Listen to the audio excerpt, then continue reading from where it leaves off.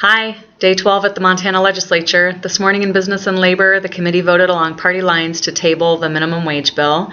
It's a quick turnaround, so they're really sending a message that they absolutely do not support this in principle. It's disappointing because living wage in Montana is at least $14 an hour, and that's just for one single person with no kids.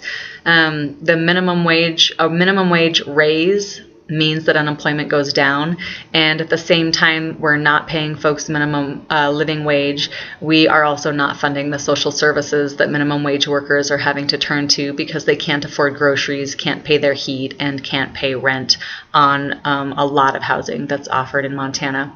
So disappointing, but again, it's not my rodeo. The Republicans are in charge, and the Republicans will determine what passes through this legislature. We had a really interesting conversation on the House floor today about the funding for the Law Enforcement Training Academy. The Law Enforcement Training Academy is funded by taxes on fines that people are levied in court. So someone commits a crime, they're charged a fine. On top of that fine is tacked a tax.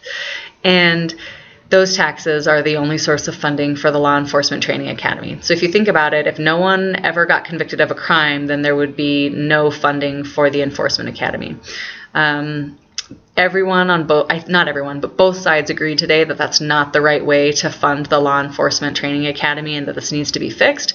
But there was a lot of talk about the fact that we're just not going to get that passed in this tight budget, and so we need to up those taxes on these fines.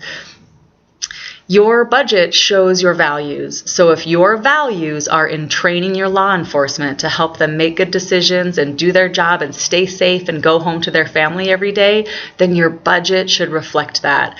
The Republicans are in charge of the budget, and it is not going to reflect any kind of funding for training for law enforcement.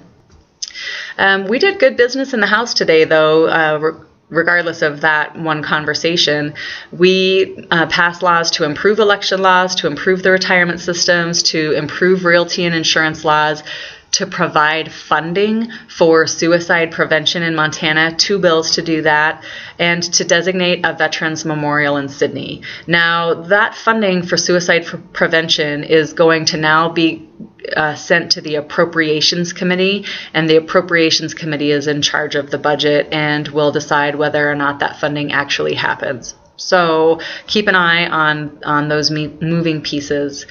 Short and sweet today. Thanks for watching, and I'll see you tomorrow.